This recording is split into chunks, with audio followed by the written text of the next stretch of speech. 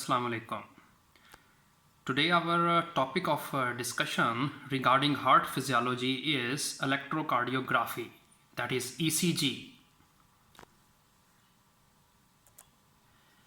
The learning outcomes of this lecture is define ECG, number one. Number two, explain the leads of ECG. Define Enthoven's law. And fourth one is interpret the findings in ECG. We will cover these topics in two lectures. That is the first lecture of ECG. First of all, that is the definition of ECG. Electrical changes in heart during cardiac cycle is called ECG. Cardiac impulses in ventricles causes current flow in heart which spreads through the tissues and fluids to body surface and electrodes pick it. Actually, the current flowing in the heart through your conduction system is moved to the surface of the body where this current is picked by the electrodes. And this is the recording of electrical changes in heart during cardiac cycle.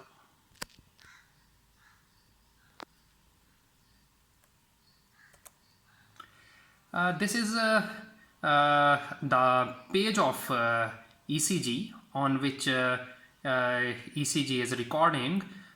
You can see here, this is the small box.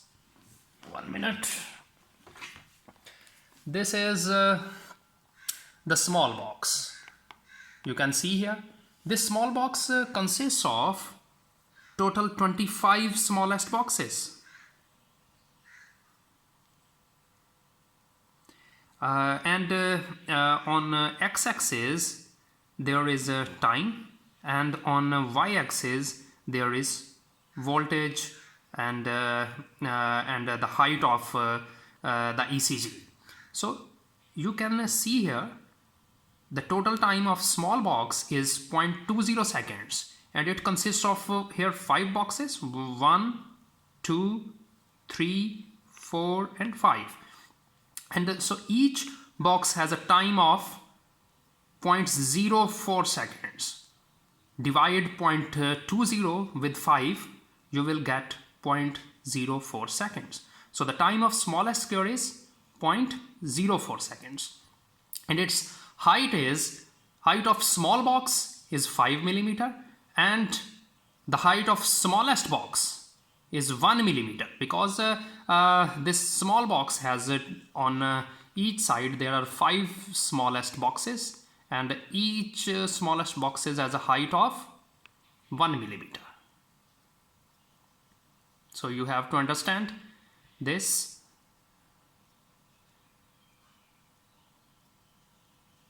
Electrocardiogram, you have to know the time and the height of this electrocardiogram.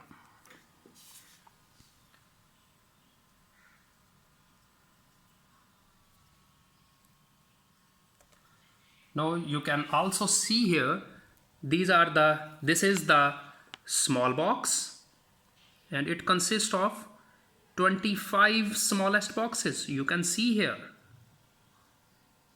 You can see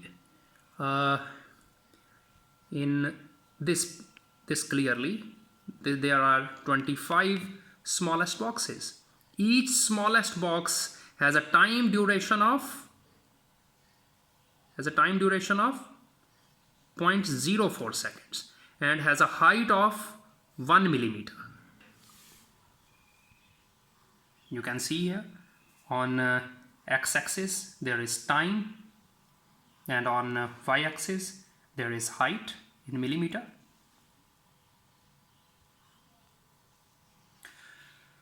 Now in ECG, you can see here there is a P wave, there is QRS complex, then there is T wave, okay, P wave, QRS complex, and T wave. You see here the height of P wave is less than the height of T wave. So it is very important. If you correspond from here to here, you can see here the height of T wave is more. And total 3 waves, and there are also intervals and segments in this ECG. You can see here actually interval has wave and segment does not have wave. This is very important concept. Interval has wave and segment has no wave. So you can see here, this is the PR interval, that is from the start of a P wave to the end of Q wave. You can see here from the start of P wave to the end of Q wave. There you can see here there is a P wave in the interval. So interval has wave and its time is 0.16 seconds. You can see here, but this is the interval, and there is also a segment that is from the start of P wave. Segment starts from P wave, from the end of P wave and to the Q wave. But you can see here interval from the start of P wave, segment from the end of P wave. Segment starts from end of P wave. And there is also a ST segment. You can see here from the end of S wave to the start of T wave. This is ST segment. And you can also see here the RR interval. There is RR interval. RR interval is very important when you have to measure the heart rate from ECG and the rhythm from ECG. So we will discuss it later. What is the rhythm and what is the heart rate of ECG? How we can find both of these characters. So from one R wave to another R wave, the distance between two R waves is RR interval. Okay. So these are the parts, and this P wave depicts atria. This P wave shows atrial depolarization, atrial contraction, and QRS complex shows ventricular depolarization, ventricular contraction, while T wave depicts ventricular repolarization. So atrial depolarization, ventricular depolarization, and then ventricular repolarization. Then where is the atrial repolarization? This is the question. Atrial depolarization, ventricular depolarization, ventricular repolarization. Then where is the atrial repolarization? This lies here. Ventricular repolarization, but there is no wave. So it is the question which we will discuss later on.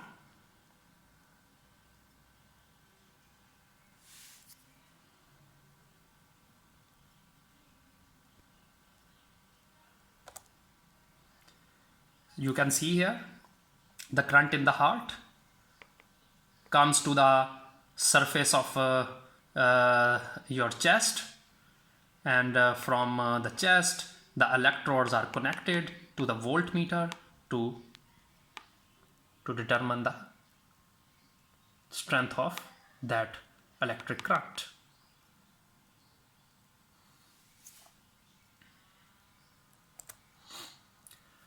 Certain conventions to record ECG: for 1 millivolt input there must be 1 centimeter deflection of stylus. Speed of ECG paper is 25 millimeter per second. These are the facts regarding the ECG. When the ECG paper comes out of the ECG machine, its speed is 25 millimeter per second. Now you can see here these are the leads of ECG. In this lecture we will mainly discuss the leads of ECG. So There are two types of leads. Number one is standard bipolar limb leads, and other is augmented limb leads. You can see here unipolar limb leads. Unipolar limb leads, and this is standard bipolar limb leads. There are mainly two types. So first one is standard bipolar limb leads, lead 1, 2 and 3. There are 3 leads which are bipolar limb leads. As the name indicates, they have 2 poles. One is negative and other is positive. You see here the lead 1, right arm negative terminal, left arm positive terminal. You can see here lead 1. This is the lead 1. This is the whole diagram. You can see here lead 1.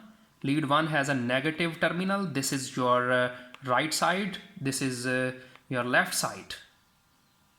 So this is right side. On right side you can see here the right arm is connected to lead 1 negative terminal, and you also see here the lead 1 positive terminal with left arm. So this is the thing you can see here in this slide. Right arm negative terminal, left arm positive terminal. Okay. This one, right arm negative terminal, left arm positive terminal. So lead 1 has 2 terminals, positive and negative. Positive terminal is connected with the right arm, and negative terminal with the right arm, and positive terminal with the left arm. You can see here positive terminal with left arm and negative terminal with right arm. Lead 2, right arm negative terminal, left foot positive terminal. Lead 2, you can now see the lead 2. This is lead 2. Lead 2 has a negative terminal with right arm, positive terminal with left foot. Okay, and in lead 3 you can see here the negative terminal with left arm and the positive terminal with left leg. You can see here left foot positive terminal and left arm negative terminal. So there are 3 types of leads which have positive and negative terminals, and they are connected with their respective arm and foot. You can see here the right foot has no lead. Why? Why this right foot has no lead? Because this right foot is neutral. This right foot is neutral. To flow the current, we require a neutral point. So this foot has neutral. In normal ECG machines, this right foot has a neutral point, which has this lead is in black color. This lead is in black color, which is neutral.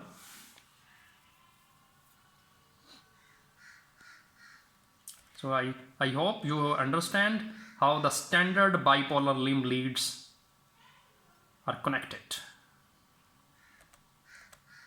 Now the unipolar limb leads, these are of 2 types, augmented limb leads and precordial limb leads.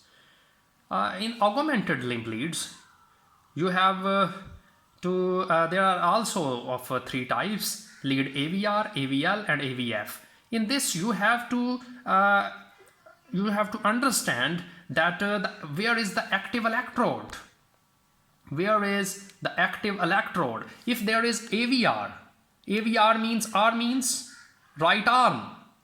Right arm. So right arm has active electrode, and other two limbs are which one? That is left arm and left foot, because right foot is neutral. So we will not discuss the right foot. So the AVR means right arm is active electrode. It has positive terminal and it is connected to the positive terminal, and the other two limbs are connected to the high resistance to the negative terminal of the machine to make it inactive. In case of AVL, L means left arm. So active electrode is on left arm and is connected to positive terminal, and other two limbs are which one? That is right arm and left foot.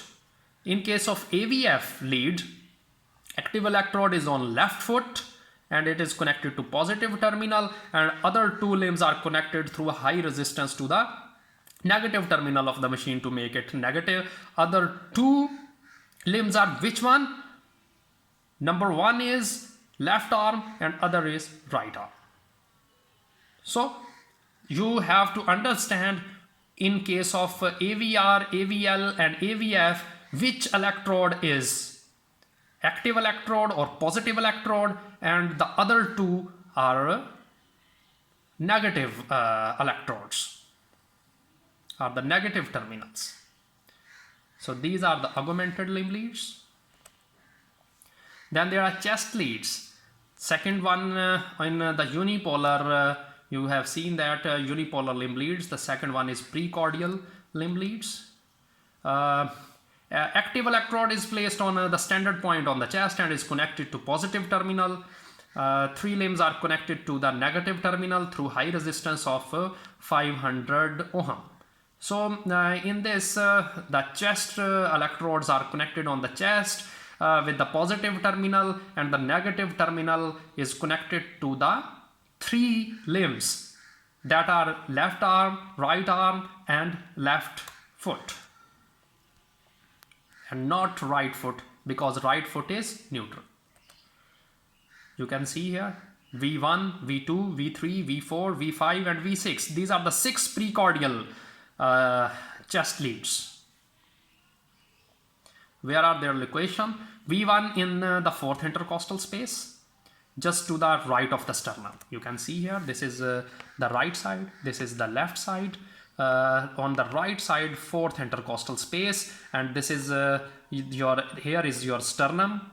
Here is in the center you have a sternum, and sternum on right side, sternum has a right sternal border, and on left side sternum has left sternal border. So this V1 is on the fourth intercostal space, left sternal border.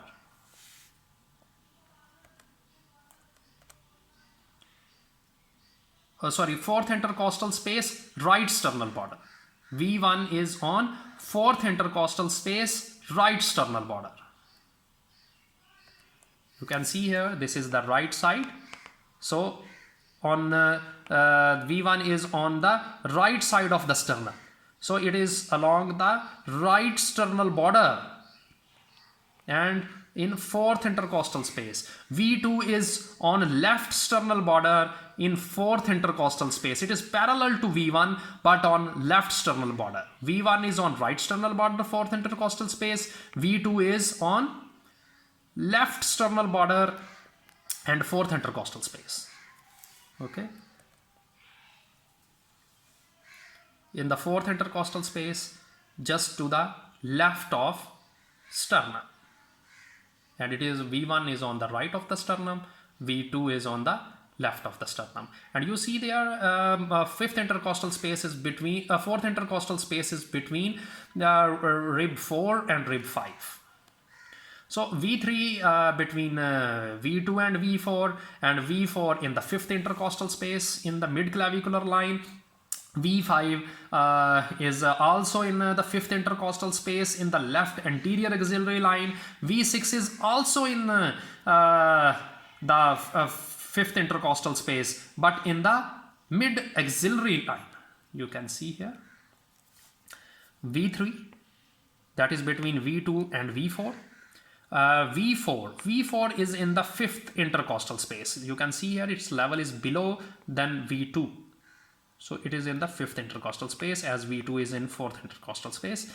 V4 is in 5th intercostal space, and this is the clavicle. So you can, when draw a line from this to this in a vertical position, this is called mid clavicular line.